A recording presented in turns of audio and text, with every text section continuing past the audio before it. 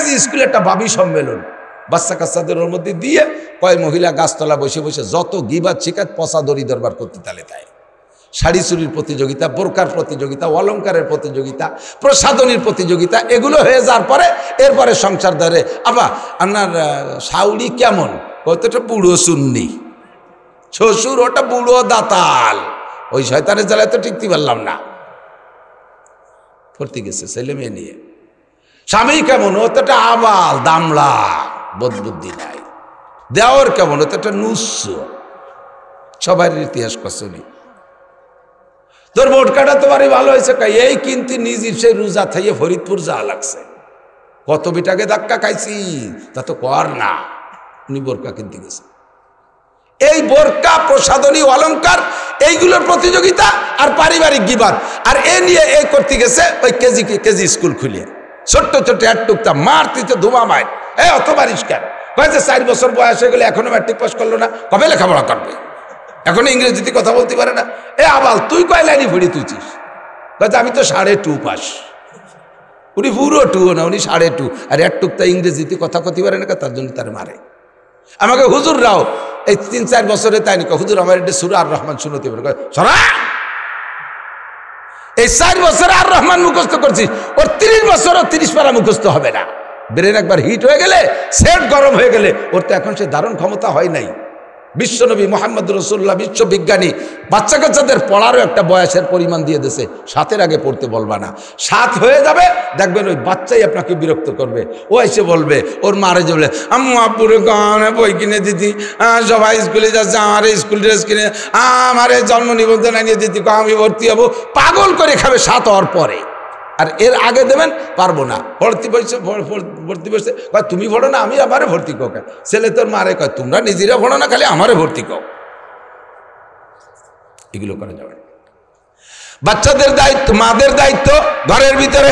মারা হলেন প্রথম শিক্ষিকা, মায়ের কাছ থেকে সন্তানরা ভাষা শেখে। মারা শুদ্ধ ভাষায় কথা বলবেন, নিজেরা আঞ্চলিক ভাষায় কথা বললেও বাচ্চাদেরকে আপনারা শুদ্ধ ভাষায় কথা বলা শিখাবেন। বাপদের মাদের কাছ থেকে বাচ্চারা ভাষা শেখে, যার কারণে ভাষার নাম মাতৃভাষা। ভাষার নাম কি? বাপের ভিটে আমাদের জন্ম, বাপের এলাকায় আমরা বসবাস করি, বাপের এলাকার কথা বলি, অথচ ভাষার নাম মাতৃভাষা। কারণ সন্তানরা ভাষা শেখে মায়ের কাছ থেকে। মা যদি গালাগালি কাজাকাজি করেন, বাচ্চাও কিন্তু সেই গালাগালি শিখবে। মা যদি বিয়াদবি করেন, তাহলে বাচ্চাও সেই বিয়াদবি শিখবে। মা যদি দিনদার, ইমানদার, পরহেজগার হয়, তাহলে তার মেয়েগুলো এরকম ভালো হয়। মা ভালো হইলে মেয়ে ভালো, মা ভালো হইলে মেয়ে ভালো হয়। হাজারো প্রমাণ। তো কুল্লা শাইন খালাকনা জাওজাইন, সব জায়গা জোড়া আছে। এরকম জোড়া বানাইলেন কেন? তাও আল্লাহ বলেন যে জোড়া বানাইছি এজন্য লাআল্লাকুম তাযাক্কারুন, যাতে তোমরা ওখান থেকে উপদেশ গ্রহণ করতে পারো। জোড়ার থেকে কি গ্রহণ করব? উপদেশ। কথা কি বোঝা যায়? সাউন্ড একটু কমাই দাও, বেশি হয়ে গেছে। লাআল্লাকুম তাযাক্কারুন, যাতে তোমরা জোড়া থেকে উপদেশ গ্রহণ করতে পারো। কি উপদেশ গ্রহণ করব? দেখেন, যেদিকে তাকাবেন সেখানে উপদেশ পাবেন। যত জোড়া বানাইছে সব জোড়ার 2টা দিকে 2 রকম ডিউটি। সূর্য বানাইছে জোড়ায়, চাঁদ বানাইছে। সূর্য আলো দেয় দিনে না রাত্রে? একটু কথা কেন বোঝে না? সূর্য রাত্রে না দিনে? চাঁদে আলো দেয় দিনে না রাত্রে? প্রত্যেকের ডিউটি আলাদা, যার যার টাইমে সে ডিউটি করে। সূর্য 450 কোটি বছর সূর্য আকাশে ডিউটি করতেছে দিনের বেলা। কোনোদিনও সূর্য কইল না যে আমি এখন রাত্রে উঠব। এই নিয়ে সে মিটিং মিছিল ধর্মঘট কিচ্ছু করে নাই, সংসদ ভবন অবরোধ করে নাই। আবার চাঁদও জীবন ভরে রাত্রে ওঠে। চেহারার দিক দিয়ে চাঁদের চেহারা তো কি বলা হয়, দৃষ্টান্তমূলক। কে চেহারাকে যদি প্রশংসা করতে হয় কি দিয়ে কয়? চাঁদের মতো চেহারা। এত সুন্দর সুদর্শন একটা চাঁদ জীবন ভরে রাত্রে ওঠে, কেউ দেখে কেউ দেখে না, অধিকাংশ মানুষ ঘুমাই থাকে। এই বলে চাঁদের মন খারাপ, সেও কোনোদিন কল না যে আল্লাহ আমার এত চেহারা, এই নিয়ে রাতভর ঘুরে বেড়ায়, কেউ একটু মুখ তুলে দেয় না, চোখ উঠে দেয় না, আমি আর নেতে দিনই উঠবো, হে বলে সে আন্দোলন করে না। ষাঁড়ের দায়িত্ব দিয়েছে যে তুমি এই ডিউটি পালন করবা। ষাঁড়ের একটা ডিউটি আছে না, সে জীবন ভরে তাই পালন করে। গাভীর ডিউটি তুমি গর্ভধারণ করবা, বাচ্চা দিবা, দুধ দিবা, সে তাই পালন করে। কোনোদিন গাইরা কলো না যে ষাঁড়ে যাওয়ারে আমরা তাই করব। মোরগের ডিউটি আলাদা, মুরগির ডিউটি আলাদা। মুরগিতে 40টা ডিম পারবে, 20টা খেয়ে ফেলবেন, আর 20টা দিয়ে তারা এতে কাপে বসায় দেবেন। 21-22 দিন পরে 21টা 15-16টা হিদায়তের বাচ্চা নিয়ে বেরোয় যাবে। মুরগিতে কইল না যে এখন থেকে মোরগে যারে আমরা তাই আরবো, মোরগরা সব এখন ডিমটা তাও দেবে। এ কইছে নি কেন? যারে যেখানে ডিউটি দিয়েছে সে সেই জায়গায় ডিউটি পালন করে, ঠিক না? আর সকলের উপর দিয়ে আল্লাহ তাআলা কর্তৃত্ব দিয়েছে মানুষকে, বিশেষ করে আমাদের হাতের নাগালে যা আছে। গরুটা আমি পালি, মুরগিটা আমি পালি, মোরগটা আমি পুষি, ছাগলটা আমি পুষি, কুত্তাটা আমি পুষি, ওরে আমি খাওয়াই, আমি কিছু খেদমত করি, কাজেই ওর উপরে হস্তক্ষেপ করার ক্ষমতাও আল্লাহ আমাকে দিয়ে দিয়েছে। আপনি যে বলদ গরু দিয়ে হাল চাষ করেন, এখন তো হাল চাষ বলদ গরুতি না, মেশিনই হয়ে গেছে। যে সময় হাল চাষ করতেন কিছু কিছু গরুর নাম ছিল বদনাম, জুমাইল গাড়ে দিলি শুয়ে পড়তো, মনে আছে নি মুরব্বীরা? ওর নাম গড়িয়ে গরু। ওর নাম কি? গড়িয়ে গরু। তো রাতভর তারে জম্মের খান খাওয়াইছেন, সকালবেলা 2 বালতি কুড়ো পানি সুলা ভুসি দিয়ে খাওয়াইয়ে নিয়ে আলে জুড়ে দিয়েছেন, উনি টান টান হয়ে শুয়ে পড়ছে, চসবে না, বুঝতে পারবে না। তো এইরকম যদি এই গড়িয়ে গরুরে জম্মের খান খাওয়ানোর পরে সে যদি আলে যাইয়ে শুয়ে পড়ে, তাহলে তার সম্পর্কে আপনি একটা সিদ্ধান্ত নেবেন না? কি সিদ্ধান্ত? ওই জবই দিয়ে খাবেন কুরবানির সময়, নয় আটে নিয়ে বেশি ফেলাই দেবেন। তোরে আর ভুসি খাওয়াচ্ছি না, শয়তান। 1 মন খেড়ের দাম 1200 টাকা, খেড়ো মাইফি বিক্রি হয়। তো গাইডারে দায়িত্ব দিয়েছেন তুমি বাচ্চা দিবা আর দুধ দিবা। সে যদি বাচ্চাও না দেয়, দুধও না দেয়, তার ব্যাপারে আপনি সিদ্ধান্ত নেবেন। তারে আর কলই খাওয়াবেন না, ভুসি খাওয়াবেন না, ভালো খানা খাওয়াবেন না। হয়তো কুরবানির হাটে বেসবো, নাহলে এবারই কুরবানিতে জবই দিয়ে খাবো। এই কর্তৃত্ব আপনার আছে না নাই? আছে। মোরগের দায়িত্ব দিচ্ছেন যে বাড়ি 20-22টা মুরগি আছে, সামনে আমাদের ডিমগুলো ফুটাইতে হবে, তুমি ডিউটি করবা। সে মোরগ খালি আজানি দেয়, কোনো এ মোরগরে আর রাখবেন, ওরা জবই দিয়ে খেয়ে বেলা দেবেন। মুরগির দায়িত্ব দিচ্ছেন, সে মুরগি ফ্যামিলি প্ল্যানিংয়ের সাথে যোগাযোগ করে ডিম ডাম পারে না, বাত কন্ট্রোল করছে। কি এটা ঝামেলা! এই মুরগিরে আর পালবেন, খুদকুলো খাওয়াবেন, ওর ব্যাপারে আপনি সিদ্ধান্ত নেবেন, ঠিক না? আল্লাহ পাক কয় লাআল্লাকুম তাযাক্কারুন, ওখান থেকে উপদেশ নিয়ে আসো, ওখান থেকে উপদেশ নিয়ে আসো। কুল্লা শাইইন খালাকনা যাওজাইন, কুল্লা শাইইন খালাকনা যাওজাইন, সব জায়গা জোড়া বানাইছি লাআল্লাকুম তাযাক্কারুন, যাতে তোমরা সেখান থেকে উপদেশ গ্রহণ করতে পারো। কি উপদেশ? কয় ওয়াখালাকনাকুম আজওয়াজা, সবাইরে যেমন জোড়া বানাইছি তোমাদেরকেও জোড়া বানাইছি। সবার যার যার আলাদা আলাদা ডিউটি আছে, তোমাদেরও নারী পুরুষের ডিউটি আলাদা। সবাই মিলে এক ডিউটি করলে হবে না, সবাই মিলে এক কাতারে দাঁড়াইলে হবে না, সবাই সমান অধিকার চাইলে হবে না। যার যার জায়গায় সেই থাকো। পুরুষের ডিউটি বাইরে, নারীদের ডিউটি ঘরে। পুরুষদেরকে আল্লাহ পাক বলেন আর রিজালু কাওয়ামুনা আলান নিসা, পুরুষদেরকে বডিগতভাবে শক্তিশালী বানাইছি। এদের হার্ট ভালো, এদের লাংস ভালো, এদের শক্তি ভালো, এদের বাহু শক্তিশালী, এরা বডিতে জোয়ান হয় বেশি। বাহিরের যত কাজ আছে পুরুষরা করবে। এরা বাইরে গেলে কোনো ঝুঁকি নাই, কোনো রিস্ক নাই, কোনো অ্যাক্সিডেন্টের ভয় নাই। ট্রাক চালাবে পুরুষ, বাস চালাবে পুরুষ, খেতে কাজ করবে পুরুষ, মাঠে কাজ করবে পুরুষ, সাগরে কাজ করবে পুরুষ, জঙ্গল কাটবে পুরুষ। বাহিরে যত কাজ আছে সব পুরুষে করবে। মেম্বার হবে পুরুষ, চেয়ারম্যান হবে পুরুষ, উপজেলায় যাবে পুরুষ, এমপি হবে পুরুষ, মন্ত্রী হবে পুরুষ, প্রাইম মিনিস্টার পুরুষ, প্রেসিডেন্ট হবে পুরুষ, জজ হবে পুরুষ, ডিসি হবে পুরুষ, আরে পুলিশ হবে পুরুষ, আর্মি হবে পুরুষ। সব বাইরের কাজগুলো পুরুষরা করবে। আর আমি ভাগ করে দিচ্ছি নারীদের কাজ কোন জায়গায়। ওয়াকারনা ফি বুয়ুতিকুন্না ওয়ালা তাবাররাজনা তাবাররুজাল জাহিলিয়াতিল উলা। মহিলা তুমি বড় নরম জাতি, তুমি বড় আদরের জাতি, তুমি বড় মায়ার জাতি। তোমাকে নিয়ে ঝুঁকি আছে, তোমাকে নিয়ে রিস্ক আছে। তুমি থাকবা ঘরের ভিতরে, তোমার ডিউটি ঘরের ভিতরে, তুমি ওখানে থাকো। দেখো মুরগি তার দায়িত্ব যথাস্থানে পালন করে, গাভীটা তার দায়িত্ব যথাস্থানে পালন করে। একজনে আর একজনের জায়গায় যাইতে চায় না। নারীরা থাকবা ঘরের ভিতরে, তোমাদের ডিউটি হলো প্রত্যেক 3 বছর পর পর, 3, 4, 5 বছর পর পর একটা নেক সন্তান দিবা, শামসুল হক ফরিদপুরি দিবা, বাহিদ সাহেবদের আব্দুল আজিজ সাহেব দিবা, আরে আশরাফ আলী আকরাম আলী জন্ম দিবা, আব্দুল গফফার দিবা, শেখ মুজিবুর রহমান দিবা, জিয়াউর রহমান দিবা, এরশাদ সাহেব দিবা, দামি দামি নেক সন্তান তুমি প্রোটেকশন দিবা। তোমার দায়িত্ব এইটা। তোমার গাভীটা যদি বাচ্চা না দেয়, দুধ না দেয়, তুমি যেমন তার বিপক্ষে অ্যাকশনে যাও, ও মহিলা তুমিও যদি তোমার দায়িত্ব পালন না করো, আমি আল্লাহ পাক রব্বুল আলামিন তোমার উপরে কর্তৃত্ব খাটাবো, আমিও তোমার এগেনস্টে আমি অ্যাকশনে চলে যাব, তোমাকে আমি তোমার সম্মান থেকে নিচে নামাইয়া দেব। তোমার কাজ তুমি করবা। আমি সৃষ্টিগতভাবে একই ম্যাটেরিয়াল দিয়ে নারী আর পুরুষকে সবাইরে বানাইছি। আবওয়াতেশ কাকো বাদো বান্দান বামানো তো মুর্দা বা হক জিন্দান। পুরুষকে বানাইতে চারটে জিনিস ব্যবহার করেছে, আগুন পানি মাটি বাতাস। নারীদেরকে বানাইতে চারটে জিনিস দিয়ে বানাইছে। কতক্ষণ আল্লাহ পাক রব্বুল আলামিন বলেন, ইয়াহাবুল লিমান ইয়াশাউ ইনাসা ওয়া ইয়াহাবুল লিমান ইয়াশাউ যুকুর আও ইউযাওয়িজুহুম যুকরানা ওয়া ইনাসা ওয়া ইয়াজআলু মান ইয়াশাউ আকিমা।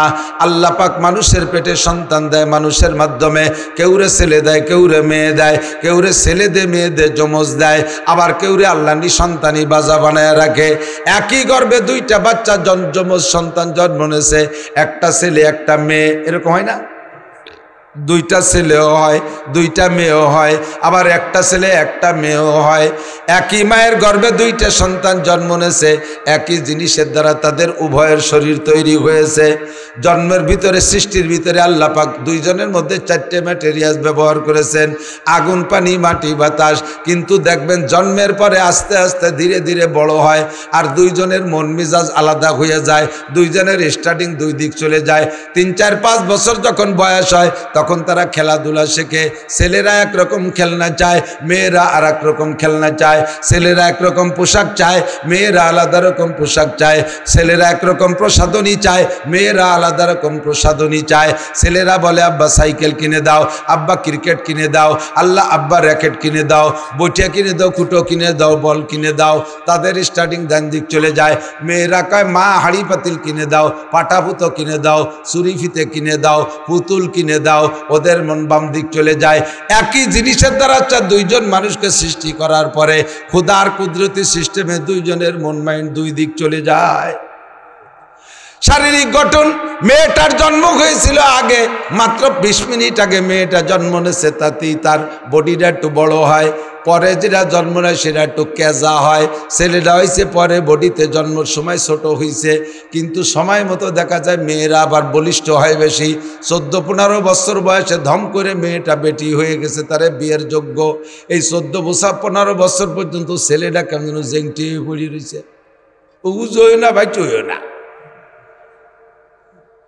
টাইট হয়ে রয়েছে। 16-18 বছর অতিক্রম করার সময় একটা জাকি মারে 6 ফুট। মেয়েটা যত তাড়াতাড়ি বাড়ুক আর বলুক, ও 5 ফুট 2 ইঞ্চিতে থাইমা গেছে, আর ছেলেটা একটু ধীরে ধীরে বাড়ছে, কিন্তু যখন বাড়ছে একে ধাক্কায় 6 ফুট। দুইজনের শারীরিক অবস্থা আলাদা রকম। মেয়েটার জন্য আপনি প্রসাধনী কিনতে যাবেন, বুড়ো বাপ কসমেটিক্সের দোকানে যাই দোকানদারে বলবেন, হ্যাঁ নান্টু একটা ফেয়ার অ্যান্ড লাভলি দে। ফেয়ার অ্যান্ড লাভলি তো নান্টু কয় কি কাকা জেন্টস না লেডিস? বুড়ো তো ওই যে আবার কথা কয়, এই ভালো মার ছেলে কথা কইস কেন? সালতানগর কান্দালাকের সাথে তো গ্যাঞ্জাম বাধায় বাড়ি জাতীয় বোর্ডারে, তো সবসময় রেডি। তাই প্রত্যেকটা কথাই খুব টাইটের সাথে কয়। আল্লাহ হেসাক ধরাই কাজিয়ারা মানুষ, এই জন্য তোমাকে সাথে গ্যাঞ্জাম বাঁধাবো না দোস্ত, তোমরা নরমে বসো। অল্প একটু সময় তা আবার হয়ে গেল বেশি খানিক এদিক। কি বলছি? ফেয়ার অ্যান্ড লাভলি দেন, দাও। যুবক দোকানদার চাচারা জিজ্ঞেস করছে, চাচা জেন্টস না লেডিস? চাচা তো ইংরেজি বোঝে না, উনি মনে হচ্ছে জেন না ইনসান, তাই বাত্তানিস কয় যে জেন ইনসান বুঝি না, আমার সকিনে ব্যবহার করবে, সকিনে। তখন যুবক বলছে, কাকা ঠিক আছে বুঝছি, জেন্টস লেডিস বোঝা লাগবে না। বুঝাইতে চাইছে জেন্টস আর লেডিস, নারী আর পুরুষ ত্বকের মধ্যে আল্লাহ পার্থক্য করে দিয়েছে। নারীদের জন্য যে ত্বক আল্লাহ দিয়েছে ওই ত্বকের জন্য ফেয়ার অ্যান্ড লাভলি আলাদা। ওই ফেয়ার অ্যান্ড লাভলি যদি যুবকরা ব্যবহার করে, পুরুষরা ব্যবহার করে, তাদের চেহারা নষ্ট হয়ে যাবে, তাদের ত্বক নষ্ট হবে। পুরুষের জন্য বানাইছে যেটা, এটা যদি নারীরা ব্যবহার করে তাদের ত্বক নষ্ট হবে। বোঝা যায় আল্লাহ পাক সব জায়গায় পার্থক্য করে দিয়েছে। কথা কোন ঠিক কি ঠিক না? শারীরিক গঠনে পার্থক্য।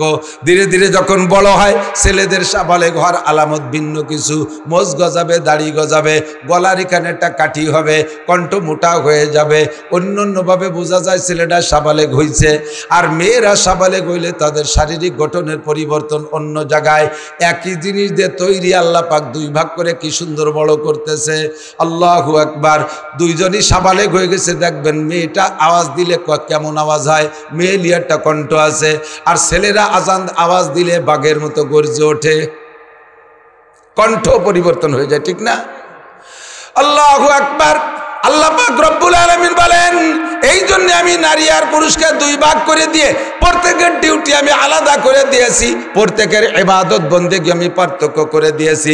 পুরুষের উপরে পর্দা ফরজ, নারীদের উপরে পর্দা ফরজ। কতক্ষণ? পুরুষের উপরে পর্দা ফরজ, নারীদের উপরে পর্দা ফরজ। এই পর্দা, পর্দা শব্দ, পর্দা একই পর্দা, আরবিতে বলে হেজাব, সতর, সতর বা হেজাব বলে। এর নাম হলো পর্দা। আমরা বাংলায় বলি, উর্দুতে বলি পর্দা। কথা কি বোঝা যাচ্ছে?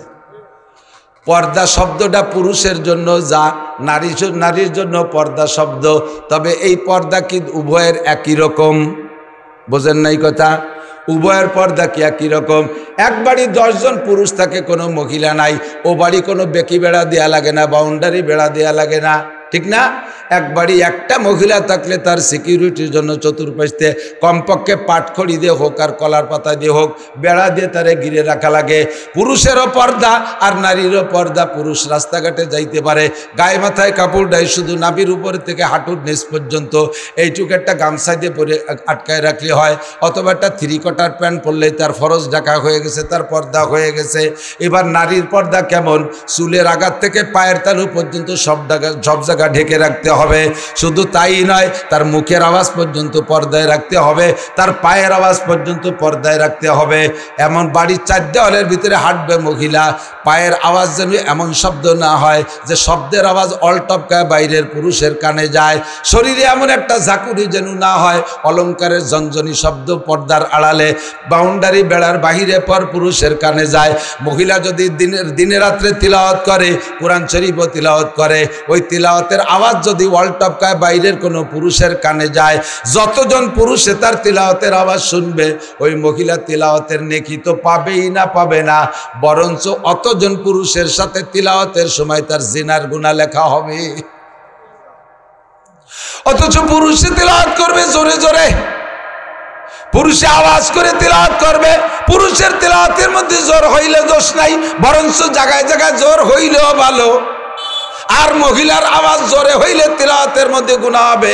পুরুষে মুনাজাত করবে, কান্নাকাটি করবে, চিল্লাই চিল্লাই কাঁদতে পারে, কিন্তু মহিলা যদি ঘরের মধ্যে মুনাজাত করে চিল্লাই চিল্লাইয়া, তার ওই মুনাজাতের আওয়াজ যদি বাইরে রাস্তাতে পর পুরুষরা শোনে, যতজন পুরুষে শুনবে মুনাজাত তো তার আসমানে যাবেই না, অতজন পুরুষের সাথে তার জিনার গুনাহ লেখা হবে। লাআল্লাকুম তাযাক্কারুন। হে মহিলা, সব জোড়ার থেকে তুমি শিক্ষা গ্রহণ করো। তোমাদের ইবাদত তোমরা বুঝে নাও, পুরুষের ইবাদত পুরুষে বুঝে নাও। পুরুষে যত ওপেন জায়গা, খোলা জায়গায় ইবাদত করবে, তার তত নেকি বেশি হবে। আমরা ঈদের নামাজ পড়ি খোলা জায়গায়, কতক্ষণ?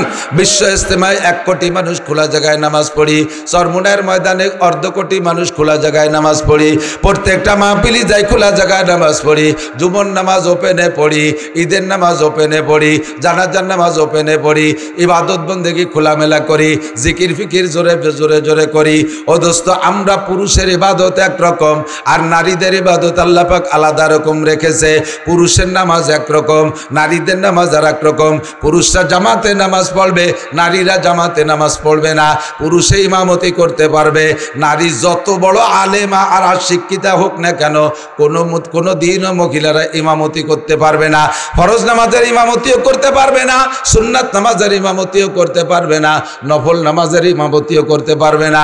মহিলারা কোনো জায়গায় ইমামতি করতে পারবে না, ঈদের নামাজের ইমামতি করতে পারবে না, মহিলারা জামাতে নামাজই পড়বে না, মহিলারা মসজিদেও যাইতে পারবে না। কেন যাইতে পারবে না? সমস্যা আছে।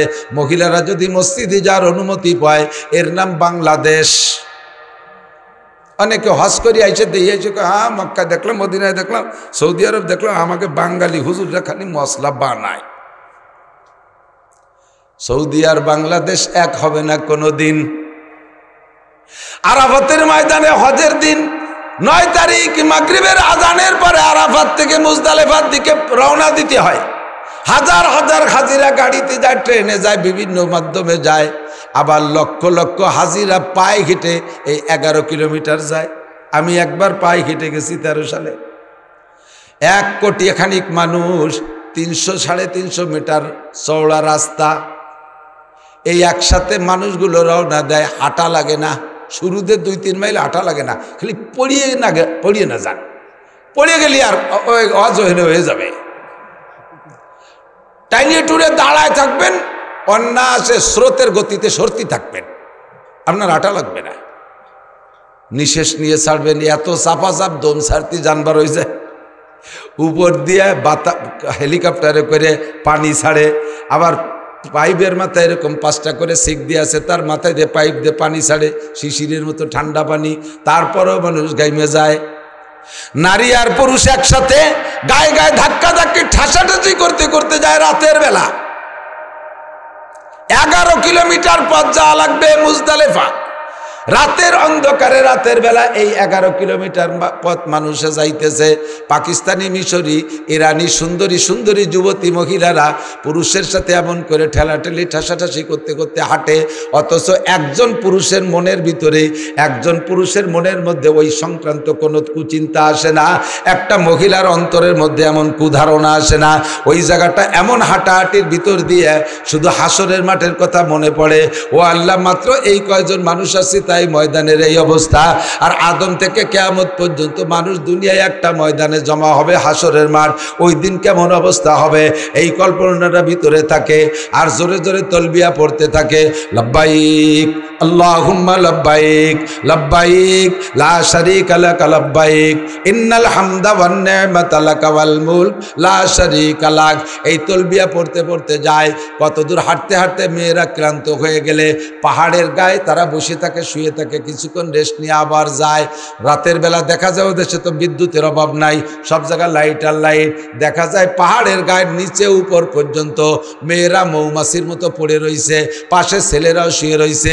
আল্লাহর কসম, সেই থেকে নিয়ে যেদিন থেকে দুনিয়ায় হজের কার্যক্রম শুরু হয়েছে আজকে পর্যন্ত একটা দুর্ঘটনা, অ্যাক্সিডেন্টের খবর শোনা যায় নাই। এবার কথা কয় কারা? বাড়ি জরুরি কথা হলে মাইকে কও, সবাই শুনি, আর না হলে কইও না। আল্লাহু আকবার। আমার দিক তাকান। আর বাংলাদেশে আপনারও জানা আছে, আমারও জানা আছে, আমি তো সারা বাংলাদেশ ঘুরি। মসজিদের ছাদের উপরে বসে গাঁজা বা হিরোইন খায়, মসজিদের ছাদের উপরে বসে জিনা করে, মেহরাবের মেম্বারের আড়ালে বসে জিনা করছে, খবর আমার কানে। আল্লাহ পাক যদি মানুষের মতো এরকম হতো, জাগায় দুইটার একেবারে কুরবানি দিয়ে ছেড়ে দিত। আল্লাহ কায় সানাস্তাদরিজুহুম মিন হাইসু লা ইয়ালামুন ফামাহিলিল কাফিরিনা আমহিলহুম রুয়াইদা। আমি আপাতত সুযোগ দিয়েছি, দেখি কত উপরে উঠতে পারো। উপরে যত উঠা হবে আষাঢ়ে তত জোর বেশি হবে। এই জন্যই তাৎক্ষণিকভাবে আমি মসজিদের মধ্যে আক্রমণ করি না। কিন্তু মসজিদের মধ্যে অ্যাক্সিডেন্ট, মসজিদের ছাদের উপরে দুর্ঘটনা, ঈদগার মধ্যে বসে গাঁজা বা ফেনসিলিল হিরোইন খায়। বাংলাদেশ, এর নাম বাংলাদেশ। রাস্তা দিয়ে চলতে গেলে কত ঝুঁকি আর রিস্ক। রাতের বেলা একটা সুন্দরী মেয়ে 10 কিলোমিটার হেঁটে যাবে, তার নিরাপত্তা দেওয়ার মতো বাংলাদেশ সরকারের কোনো ব্যবস্থা নাই। কথা বলেন ঠিক কি ঠিক না? ওই ইজ্জত নিয়ে বাড়ি যাইতে পারবে কিনা টেনশন আছে। মেয়েদেরকে ঢাকা বিশ্ববিদ্যালয়ে পড়তে দেন আব্বারা, নিজেরা তো আল্লাহ বিল্লে করেন, কিন্তু মেয়েগুলো কতটুকু নিরাপদ আছে আপনি জানেন না। এর নাম বাংলাদেশ। যদি মহিলাদেরকে মসজিদে যে নামাজ পড়ার অনুমতি দেওয়া হইতো, কত যে অ্যাক্সিডেন্টের খবর খবর আসতো। এক তো তাদের এই শ্লীলিত হানির অ্যাক্সিডেন্ট, 2 নম্বরে আর একটা সমস্যা আছে, মহিলাদের সাথে থাকে ছোট মোটো বাচ্চা কাচ্চা, মসজিদে যাইয়া পেশাব পায়খানা করে নষ্ট করে। হজে যারা গেছেন তারা থাকলে সাক্ষী দেন, বিশেষ করে মদিনায় দেখবেন, মদিনায় মসজিদে নববীতে এই পেশাব করিয়ে পায়খানা করিয়ে পোলাপান নষ্ট করে ফেলেছে, আর তাই বারবার ঝাড়ুদাররা খাদেমরা পরিষ্কার করতেছে, বলার তো কায়দা নেই। বিদেশ থেকে পোলাপান নিয়ে গেছে একটুকে এমা টেমা ডিম আন্ডা বাচ্চা চোখ ফুটে নাই তাই নিয়ে গেছে হজ করাতে, জন্ম হজি এইগুলো করাতে নিয়েছে, মসজিদ নষ্ট করে ফেলায়। হাদিসে আসছে আল্লাহ নবী বলেন বাচ্চাদের মসজিদে নেওয়া আর নামাজ পড়ানোর বয়সও হুজুর সীমা রাখা দিয়ে দিয়েছে। একটু এসে গেল বলে যাই, খেয়াল করেন। তোমাদের বাচ্চাদের বয়স যখন হবে 7, একটু কোন কয়, তখন তাদের নামাজের অর্ডার করবা, তার আগে করবা না। আল্লাহদের ঠেলায় একটুকা 2 বছর 3 বছর 4 বছর 5 বছরে তা মসজিদের কিছু আদব লেহাজ বোঝে না, তাই নিয়ে যায় মসজিদে, নিয়ে বড় 2 জন মুসল্লির মাঝখানে একটা গ্যাটিস ঢুয়ে দিছে। এই গ্যাটিস যাওয়া তো মসজিদের কিছু বোঝে না, নামাজের শুরু থেকে শেষ পর্যন্ত সব মুসল্লিদের ক্ষতি করে। এই ব্যাসপুর আছে না, ব্যাসপুর, ওই যে আমাকে ব্যাসপুর মসজিদি স্টার মসজিদ নামাজ পড়তে গেছি, দেখি যে একটু একটা বছর 4 বয়স হবে, দাদাই নিয়ে গেছে এই পুতারে, পাশে নিয়ে দাঁড়াইছে। ওই নামাজের ভিতরে দাদা জন রুকুতি গেছে, ওর পকেটে চকলেট, ও একটা খুলে কয় দাদা খা। এই যদি কয় ফাঁসের জনের নামাজ হয়, কেন আইসে দেবে না? সে তো বড় খেমটি কুমটিতে রয়েছে, আসে নাই। দাদার কয় চকলেট খা, দাদা যখন খাই নেই আনো জ্ঞান জ্ঞানী খাতি হবে, তোর খাতি হবে, ওই রুকুর মধ্যে খাতি যাবে, খাই নেই, পরে লুঙ্গি ধরে ঝুলিয়ে পড়ছে, দাদার লুঙ্গি ছাতা গেছে খুলিয়ে। এন কি আর কেন নামাজ হয়? কন হাসা হাসি রে, সবটুটি নামাজ শেষ। আগুন ধরে গেছে আমার 3-4 জন পরে এই ঘটনা। পরে বললাম মিয়া বুড়ো হয়ে গেছে, বাত আছে কুরআন হাদিস।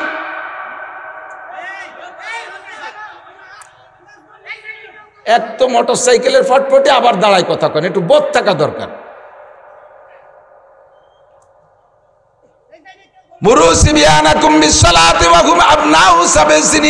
এক মসজিদে নামাজ পড়তে গেছি, ইমাম সাহেব একটুকারটা নিয়ে গেছে আল্লাহদের কড়ি, এই আল্লাহদের কড়ি নিয়ে মেম্বারের পর বসাইতে উনি নামাজে দাঁড়াইছে। ও কি বসে থাকছিস? এমনি এ জামানার একটুকটা ফুটেই কম্পিউটার বোঝে, ফেসবুক মোবাইল দেখতে দেখতে সব গেছে পাইয়া। রুহু তো 100 সময় পয়দা, যে বাড়ি যে কটা হবে সালের পর আইসে থায়ে মনে হয় বুড়োকে সব দিয়ে বতি হয়ে গেছে। কি বোঝা যে বোঝে তা কর কায়দা নেই। আরো হুজুর গেছেলে মেয়ে বেশি ফটফটি হয়, বসাই থইছে 1 রেখাত 2 রেখাত অতি অতি, ও সবকায় কাতারের মধ্যে দিয়ে তওফ করে আইছে। যার সামনে যায় তার তো মেজাজ আগুন হয়ে যাচ্ছে, কিন্তু নামাজের মধ্যে কিছু করতে পারে।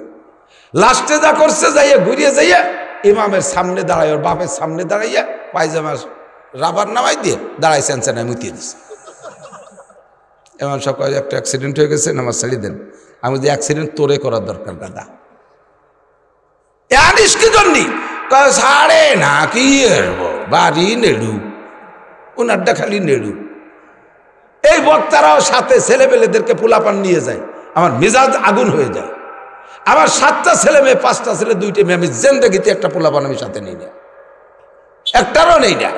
সেদিন এক বক্তার আমি সতর্ক করে দিছি যে ভাই এভাবে বাচ্চা কাচ্চা নিয়েন না, রাস্তাঘাটে অ্যাক্সিডেন্ট হলে আপনি বাপ মরেন সাথে গোষ্ঠী শুদ্ধ মরবে, পোলাপানগুলো মরবে। রাস্তাঘাটে ডাকাতি হতে পারে, বড় মানুষ ডাকাতির আক্রমণ তার একটা সহনীয় ক্ষমতা আছে, ওই পোলাপান ডাকাতি রাতে রামদাও দেখলে স্টক করে মরে যাবে। এই কইতে 5-6 দিন পরে সেই বক্তা ডাকাতি রাতে ধরা পড়ছে কিশোরগঞ্জ। শেষে আমার ফোনে কয় যে হুজুর তওবা করছে, জীবনে নেব না।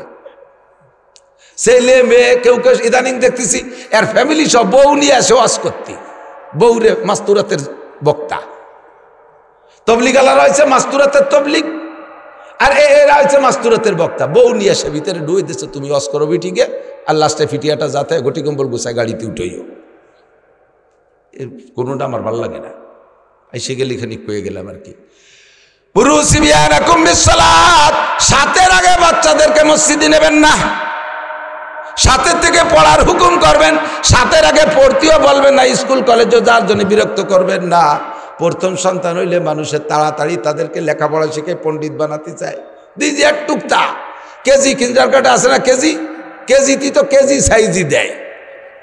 3 বছর শিশু শ্রেণী, মানে ক্লাসে উঠার আগে বলে 4 শ্রেণী, শিশু শ্রেণী, পুলাপান শ্রেণী, নাবালেক শ্রেণী, দুধ খাওয়া শ্রেণী, ফিডার শ্রেণী, এই করিয়া তারপর এগুলো যায়। 10-12 খান বই দিয়েছে, তা পারে না বইয়ে নীতি।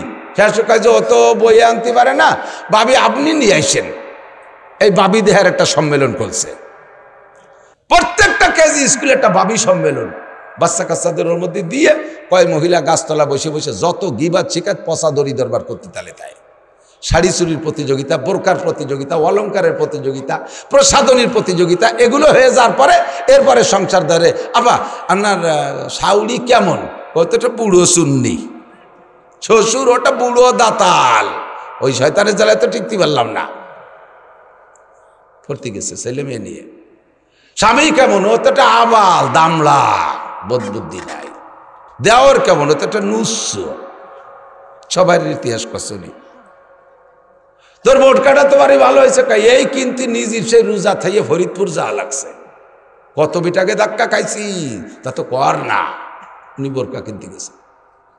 এই বোরকা, প্রসাধনী, অলঙ্কার, এইগুলোর প্রতিযোগিতা আর পারিবারিক গিবাদ, আর এ নিয়ে এ করতে গেছে ওই কেজি স্কুল খুলিয়ে।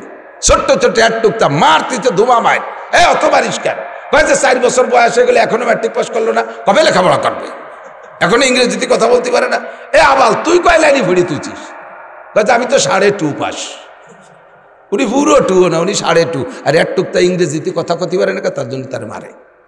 আমাকে হুজুররাও এই 3-4 বছরে তাই নাকি, হুজুর আমার এটা সূরা আর রহমান শুনতে পারে, শোনা এই 4 বছরে আর রহমান মুখস্থ করছিস, ওর 30 বছরও 30 পারা মুখস্থ হবে না। ব্রেন একবার হিট হয়ে গেলে, সেট গরম হয়ে গেলে, ওর তো এখন সে ধারণ ক্ষমতা হয় নাই। বিশ্বনবী মুহাম্মদ রাসূলুল্লাহ, বিশ্ববিজ্ঞানী, বাচ্চা কাচ্চাদের পড়ারও একটা বয়সের পরিমাণ দিয়ে দিয়েছে, 7-এর আগে পড়তে বলবা না। 7 হয়ে যাবে, দেখবেন ওই বাচ্চাই আপনাকে বিরক্ত করবে। ও এসে বলবে, ওর মারে যে বলে, আম্মু আব্বুরে গানে বই কিনে দিতি, সবাই স্কুলে যাচ্ছে, আমার স্কুল ড্রেস কিনে, আমার জন্ম নিবন্ধন আনিয়ে দিতি, আমি ভর্তি হবো। পাগল করে খাবে 7 হওয়ার পরে, আর এর আগে দেবেন পারবো না। ভর্তি বসে কয় তুমি ভরো না, আমি আমারে ভর্তি কো। ছেলে তোর মারে কয় তোমরা নিজেরা ভরো না, খালি আমারে ভর্তি কো। এগুলো করা যাবে। বাচ্চাদের দায়িত্ব, মাদের দায়িত্ব ঘরের ভিতরে। মারা হলেন প্রথম শিক্ষিকা। মায়ের কাছ থেকে সন্তানরা ভাষা শেখে। মারা শুদ্ধ ভাষায় কথা বলবেন, নিজেরা আঞ্চলিক ভাষায় কথা বললেও বাচ্চাদেরকে আপনারা শুদ্ধ ভাষায় কথা বলা শিখাবেন। বাপদের মাদের কাছ থেকে বাচ্চারা ভাষা শেখে, যার কারণে ভাষার নাম মাতৃভাষা। ভাষার নাম কি? বাপের ভিটে আমাদের জন্ম, বাপের এলাকায় আমরা বসবাস করি, বাপের এলাকার কথা বলি, অথচ ভাষার নাম মাতৃভাষা। কারণ সন্তানরা ভাষা শেখে মায়ের কাছ থেকে। মা যদি গালাগালি কাজাকাজি করেন, বাচ্চাও কিন্তু সেই গালাগালি শিখবে। মা যদি বিয়াদবি করেন, তাহলে বাচ্চাও সেই বিয়াদবি শিখবে। মা যদি দিনদার, ইমানদার, পরহেজগার হয়, তাহলে তার মেয়েগুলো এরকম ভালো হয়। মা ভালো হইলে মেয়ে ভালো, মা ভালো হইলে মেয়ে ভালো হয়। হাজারো প্রমাণ। নবী পাক সাল্লাল্লাহু আলাইহি সাল্লাম গারে হেরা জাবালে নূর, হাদিস সাহেব যারা গিয়েছেন, যেই পাহাড়ে ওহী নাজিল হয়েছিল প্রথম রাত্রে লাইলাতুল কদর, ওই পাহাড়ের নাম জাবালে নূর। যেই গর্তের ভিতরে হুজুর বসা ছিলেন, গুহার ভিতরে, তার নাম গারে হেরা। আল্লাহ পাক যার তৌফিক দিয়েছেন, ওর মধ্যে ঢুকে ইশরাকের নামাজ পড়ছি। যদি তৌফিক হয় কোনোদিন যাইয়েন। যুবক যারা আছো, তোমরা এখন থেকে প্রতিজ্ঞা করো, বুড়ো হয়ে গেলি ওখানে উঠতি আর বাড়া, নিচে যাইয়ে উপর দিক থেকে সময় মতো আসতে পারলাম না, উঠতে পারলাম না, একটা লম্বাটা হাই সাইডে, নিচে হাওয়াতে হাওয়াতে চলে আসবা।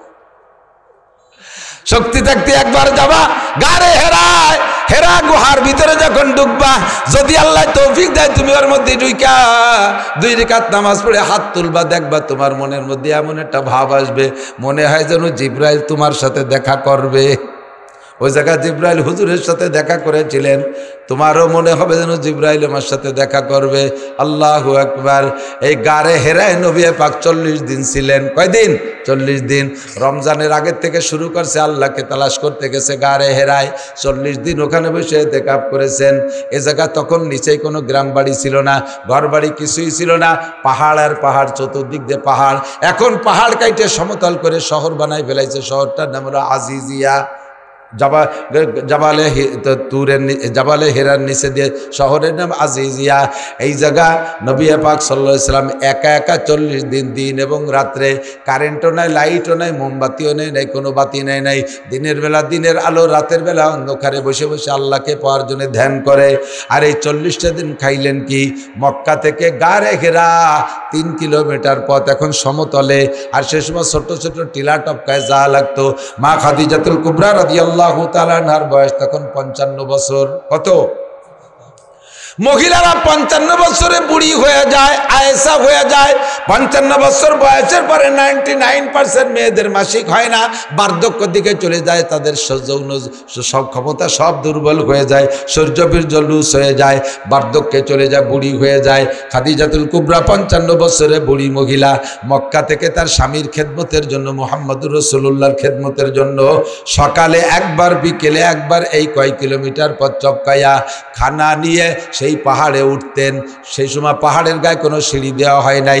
আমি 13 সালে যখন পড়তে উঠছি তখন সরকারি পদ্ধতিতে কোনো সিঁড়ি ছিল না। এমনি পাকিস্তানিরা কাইটে কাইটে একটু খাত বানাইছে, ধর্নাটর না কিছু নাই। সৌদি আরবে বহু পাহাড় দেখছি ওই রকম বেঢঙ্গা পাহাড় আর নাই, উঠা বড় রিস্ক। গত 2 বছর 3 বছর আগে এক যুবক উঠতি যে স্লিপ করে পড়ে মরেই গেছে, বড় ঝুঁকিপূর্ণ জায়গা। আল্লাহু আকবার। ওই জায়গা খাদিজাতুল কুবরা বিনা সিঁড়িতে কিভাবে উঠতেন ডেলি 2 বার আল্লাহই জানে। নবী পাকের খেদমত, স্বামীর খেদমতের জন্য খাদিজা 2 বেলা খাবার নিয়ে যাইতেন। এই খেদমত ফাতেমা রাদিয়াল্লাহু তাআলা আনহা দেখেছেন। মদিনায় যাওয়ার পরে হাজী সাহেব যারা দেখেছেন, একটা মসজিদ আছে মসজিদে নববীর পাশে, ছোট্ট একটা মসজিদ, মসজিদের নাম মসজিদে আলী। 4 সাহাবার নামে 4টে ছোট্ট মসজিদ আছে। মসজিদে আবু বকর, মসজিদে উমর, মসজিদে ওসমান, মসজিদে আলী। এই 4টে ছিল ওনাদের বাড়ি, ওনাদের বসত বাড়ি। পরবর্তীতে ওনাদের ইন্তেকালের পরে কয়েক যুগ পরে যাইয়া ওই বাড়িগুলো ভেঙে মসজিদ বানাই দিয়েছে। ছোট ছোট মসজিদ, অর্থাৎ নামাজ পড়তো, ওর মধ্যে নফল নামাজ, ওক্তীয় নামাজ পড়তো মসজিদে নববীতে। পরবর্তীতে এবার যে দেখলাম ছোট মসজিদ কয়টা ভেঙে 2টে মসজিদ আছে। মসজিদে আবু বকর, মসজিদে উমর, 2টে মসজিদ আছে। আল্লাহ। হযরত মসজিদে আলী যে জায়গা, ওই জায়গা হযরত আলীর বাড়ি। হযরত আলী রাদিয়াল্লাহু তাআলা আনহু আর ফাতেমা রাদিয়াল্লাহু তাআলা আনহা রাতের বেলায় স্বামী স্ত্রী শুয়ে আছে। গভীর রাত্রে ঘুমের ভিতরে হযরত আলী ফাতেমাকে বলছে, ইয়া ফাতেমা তুজিনি বিল মা, ফাতেমারে একটু পানি পান করাও। এটা কি স্বপ্নে বলছে না সজাগ হয়ে বলছে তা ফাতেমা ট্রাই করে নাই। পানি দাও, পানি খাবো, এই শব্দ পাইয়া ফাতেমা ঘুম থেকে উঠে যাইয়া দৌড়ে গিয়ে পানি নিয়ে আসছে। পানি এনে দেখে, গ্লাসে পানি এনে দেখে স্বামী আলী ঘুমিয়ে আছে।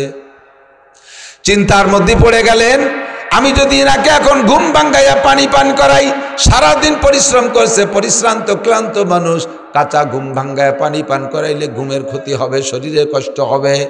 কাজেই কি করব, সজাগ করব কি করব না।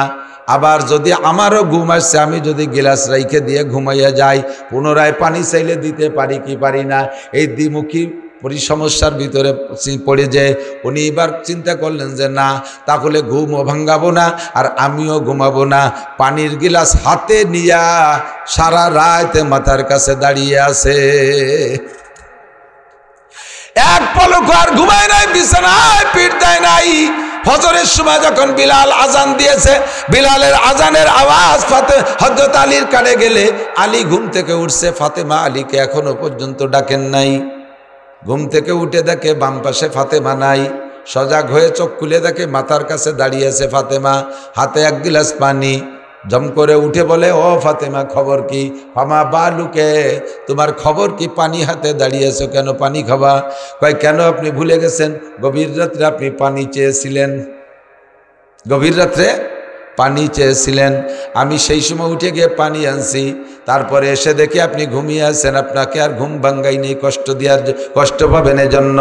আর আমিও পানি রেখে ঘুমাই নাই, পুনরায় যদি পানি চান তাহলে দিতে না পারলে আপনার কষ্ট হবে। ওগো আমার মোহাব্বতের স্বামী, আমার প্রিয় স্বামী, আমি আপনার জন্য পানি হাতে নিয়ে ফজর পর্যন্ত দাঁড়িয়ে আছি। হযরত আলী উঠে ভয়তে থরথর করে কাঁপতেছে, ফাতেমা সর্বনাশ করেছে, তুমি আমার কাছে ওয়াদা করো আজকে যে ঘটনাটা ঘটে গেছে এইটা তুমি জীবনেও কোনোদিন তোমার আব্বাজির কাছে বলতে পারবা না। ফাতেমা কয়, বললি বা কি আর আমার বলারই বা কি আছে, আপনি এই খেদমত আমার কাছে পাবেন তাই আমি করলাম, যেই খেদমতের কথা আমি আব্বার কাছে বলবো কেন, এটা তো আমার কাছে আপনার পাওনা। আমি আমার মাকে দেখেছি ডেলি 2 বার মক্কা থেকে গাড়ে হেরায় যে আমার আব্বাজিকে খানা খাওয়াইতেন, আমার আব্বাজিকে খানা খাওয়াইতেন, আমি তো সেখান থেকে শিক্ষা পেয়েছি, আপনার জন্যই তো আমার অত পরিশ্রম করা লাগে নাই, মাত্র একটা রাত 1 গ্লাস পানি নিয়ে দাঁড়িয়ে আছি, এই খবর বাপের কাছে বলার কি আছে, আর যদি বলি বা তাতে বা আপনার লজ্জার কি আছে।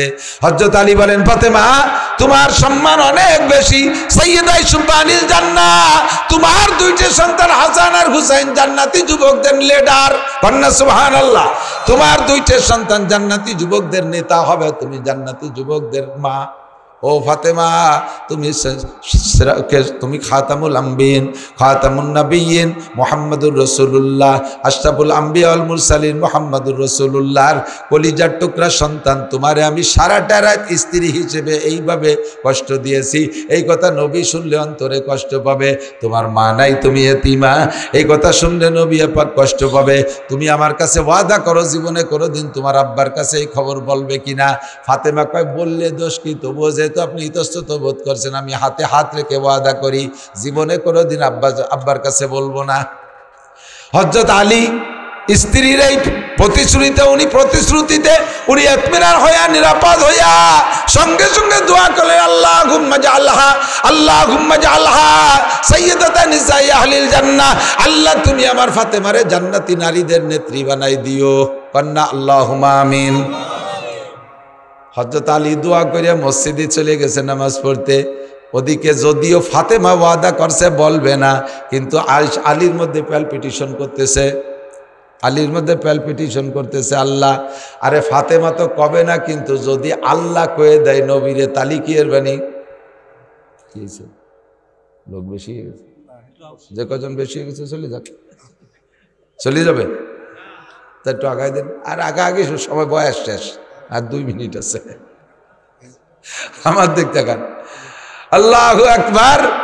আমি যত ভালো আজ করে আপনারা খুশি হবেন, আর ওনাকে নজর হলে এই পাশে ঘর বানায় দিতে হবে, ও আমি পারিনি, হলো শফিকির কাজ। সবাই বসেন, পকেটে হাতে যা আছে ওইটা নগদ নেই, ওই যে মৌলবী কজন আগে সারি সাথে পয়সা দেওয়ার বাড়িতে একেবারে পচানি দেওয়ালি কোনো মৌলবী উঠে গেলি, যত জায়গা কালেকশনের নাম শুরু হলি হুজুর কয়জন আগে উঠে আটা দেয়, যারা দেয় যে আমরা জীবন ভরে বিক্রি রেখে আমরা তার দেবো না, যারা দেবে তারা থাক, আমরা খয়রাতিরে উঠে যাই, চাইলি বেলবানি কিন্তু কইয়ে।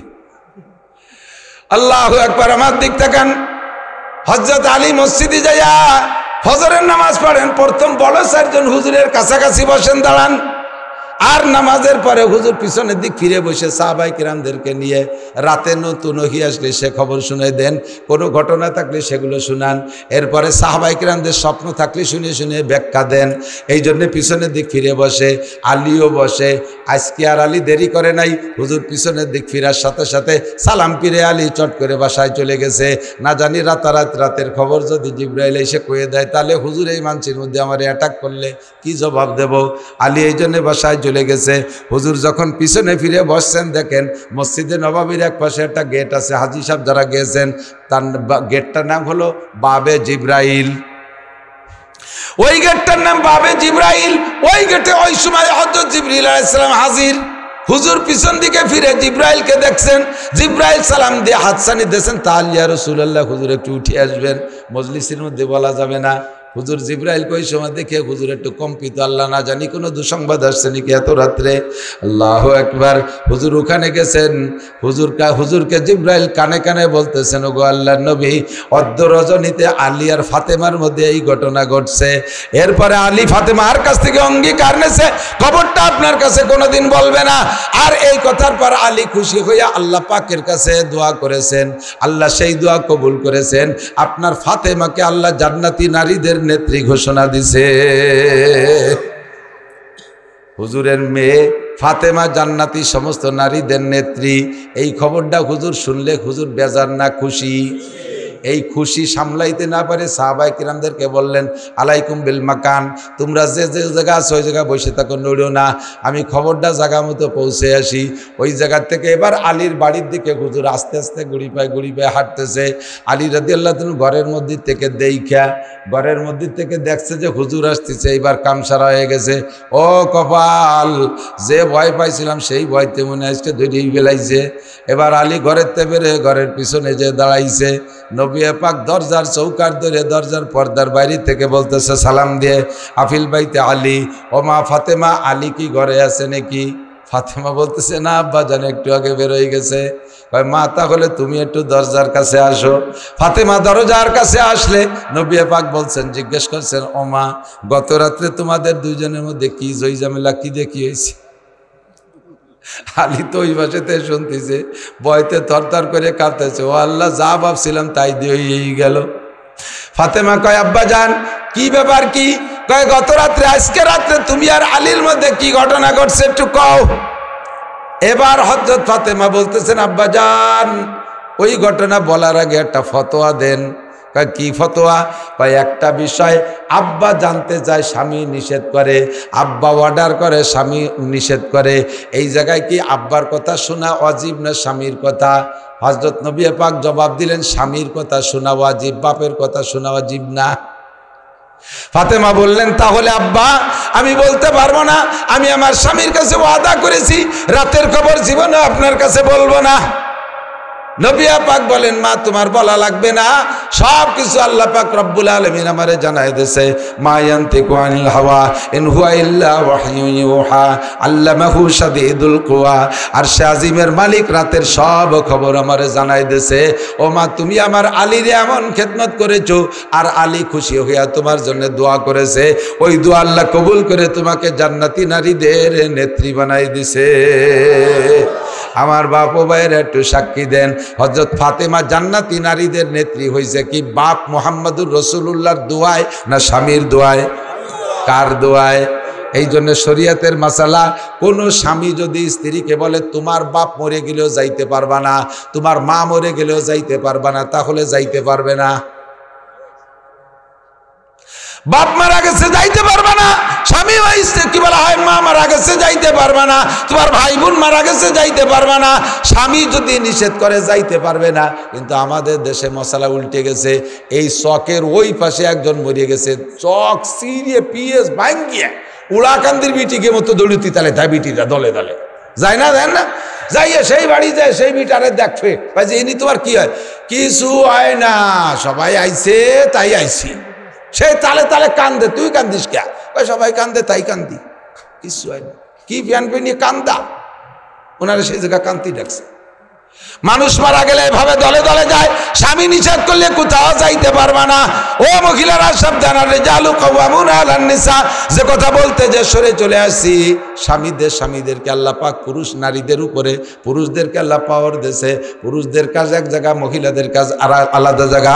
মহিলারা ঘর সামলাবে, সন্তানদেরকে গঠন করার দায়িত্ব হলো মহিলাদের। মা যদি হয় এরকম, মেয়ে হয় ফাতেমার মতো, কথা কন, মা যদি হয় খাদিজার মতো, মেয়ে হয় ফাতেমার মতো। মা যদি হয় শামসুল হক ফরিদপুরীর মায়ের মতো, সন্তানটা হয় শামসুল হক ফরিদপুরী।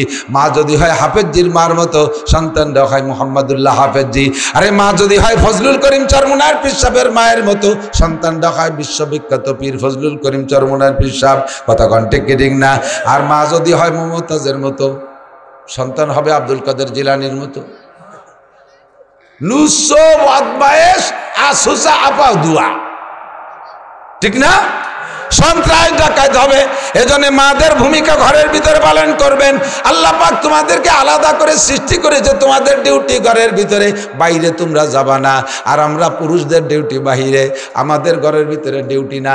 তবে আপনাকে লয়ে বিব্রত রহিতে আসে নাই কেহ বনি পারে। সকলের তরে সকলে মোরা, প্রত্যেকে মোরা পরের তরে। ব্যাখ্যা বিশ্লেষণ করার সময় নেই, আমার টাইম এসে 5 মিনিট বেশি হয়ে গেছে। ব্যাখ্যা বিশ্লেষণের সময় নেই, আমার দিক তাকান। আপনাকে লয়ে বিব্রত রহিতে আসে নাই কেহ বনি পারে। সকলের তরে সকলে মোরা, প্রত্যেকে মোরা পরের তরে। আপনারা পুরুষদের ভেটো পাওয়ার আছে, নারীরা আপনাদের খাদেমা। স্ত্রী যদি আপনার গায়েতে একটা ঘামাসি মারিয়ে দেয়, মোহাব্বতের সাথে একটা ঘামাসি গালায় দেয়, মোহাব্বতের সাথে আন্তরিকতার সাথে, ওই মহিলার আমল নামায় 7 ভরি স্বর্ণ আল্লাহর রাস্তায় দান করা সব লেখা হইয়া যায়। মহিলা যদি স্বামীর জুতো সুদা করে দেয়, 7 ভরি স্বর্ণ দান করার সওয়াব। জামা কাপড় ধৌত করে দেয়, 7 ভরি স্বর্ণ দান করার সওয়াব। হাত্তাল লুকমাতে ফি ফিহে, এমনকি একটা খাদ্য লুকমা যদি মহিলা মোহাব্বতের সাথে স্বামীর মুখের মধ্যে উঠে দেয়, 7 ভরি স্বর্ণ দান করার সওয়াব পায়। এমন নেকি মহিলা পায়। এখন আপনার স্ত্রী বস্তা ভরে যেতে নেকি কামাই করতে পারে, এই জন্য আপনি বাড়ি যে সব কাজ বউরে দিয়ে করাবেন। তুমি আমার জুতো সুজারি দাও, তুমি আমার লুঙ্গি দিয়ে দাও, তুমি আমার গেঞ্জি দিয়ে দাও, তুমি আমার জাঙ্গিয়ে দিয়ে দাও, তুমি আমার মাথায় তেল মাহাই দাও, সব তারে দিয়ে করাবেন। মহিলা তখন বিরক্ত হয়ে যাবে। এই খেদমত নীতি হলি কথা হবে না। খেদমত নীতি হলে সিস্টেম আছে। আপনি দিন ভরে পিএস উঠাইছেন, ওই পিএস তো বাড়ি বিটিরা কাটিয়ে কুটিয়ে সাইজ করে না? আপনি বাট বাইসে নিয়ে তুইছেন, বিটিরা আড় বইরে নাড়ছে, তারাও তো বসে থাকে না। আপনি ধান কাটিয়ে নিয়ে মলিয়ে থুয়ে চলে গেছেন, বিকেল বেড়া 4 দোকানে গাপসায় বেড়াচ্ছেন। সেই বিটি ফ্যাটে একটা, ফিটি একটা, কোলে একটা, কাহে একটা, বুড়ো বুড়ি শ্বশুর শাশুড়ি মরে বাপ 8-10-12 জন কিষেনের ভাত লাইন দিয়ে উঠোন লেপছে, 400 ধান সেদ্ধ হয়ে সেদ্ধ শূন্য করিয়ে আবার 3-4 বার ম্যাগে দাবড়াইছে। এর সব কিছুর উপেক্ষা করিয়ে গুছাই গাছায় 3 অক্ত ভাত লাইন দিয়ে, সেই বিটির কি পা সুতো আছে? আর রাত্রি সে আমার মাথায় একটু তেল মাহাই দাও। সেই সময় বিটি কি করে, তুমি দান কাটছো, আমি কি বাড়ি তামুক খাইছি নাকি? তোমার মাথায় তেল দিতে হলে আমার মাথায় দাও, তুমি দাও, নালি আমি দেবো না। দুটো গুতি লেগে যাবে না রাত্রি। এই জন্য তেল নেওয়ার সিস্টেম হলো এই কষ্টের পরে এই পাশে কথাই কবে ওই লোক কথাই কবে পথ হোক, একটু বুঝতে হয় যে ওয়াজ আসছে, একটু চুপ করে চলে যাই। খেদমত নেওয়ার সিস্টেম সেই দেয়, তারপরে মোনাজাত করে দেবো। খেদমত নেওয়ার সিস্টেম হলো, যদি স্ত্রীদের এই নেকি কামাই করার পথ খোলা রাখতে হয় খুব সামঞ্জস্যতার সাথে। আপনিও সংসারে পুরুষ, সেও সংসারে মহিলা, উভয় কাজ করে সংসারকে গড়িয়ে উঠেছেন। আপনি খালি পাইকারি খেদমত নেবেন, তারে কিছু করবেন না, তা তো না। খেদমত যদি একটা নীতি হয়, রাত্রি বেছেনে ছেলে মেয়েরে শোয়াই দিয়ে দুইজনে যখন আলাদা বিছানে যাবেন, শস্য তেলের শিশি একটা নিয়ে যাবেন। তুমি দিন ভরে কত কাজ করছো, তোমার তো মাথা ব্যথা হতেছে, আসো তোমার মাথায় একটু তেল দিয়ে দিই। এই করে যখন আপনি তেলের শিশি হাতে নেবেন, লাইভ দিয়ে হাতের থেকে কাড়িয়ে নেবে, আপনি শোন আপনার মাথায় দিয়ে দেই, সহজে তেল পাবেন। আর যদি কেউ একটু তেল দাও, তুমি আমারে দিয়ে দাও, তা নাহলে দেবো না। এই দুটো মাথা বাড়ি বাড়ি হতে ঘুম শেষ। আপনাকে বিব্রত রহিতে আসে নাই কেহ বনি পারে। সকলের তরে সকলে মোরা, প্রত্যেকে মোরা পরে তরে। আমি যদি ইচ্ছা করি, আমি যদি বলি যে এই যুবকরা, এই এলাকায় আমার বহুত ভক্ত যুবক আছে, আমার কাপড় চুপড় ময়লা হয়ে গেছে, রাস্তায় রাস্তায় থাকি, আর তোরা আমার কাপড় করে একটু ধুয়ে দেওয়ার লোক আছে না?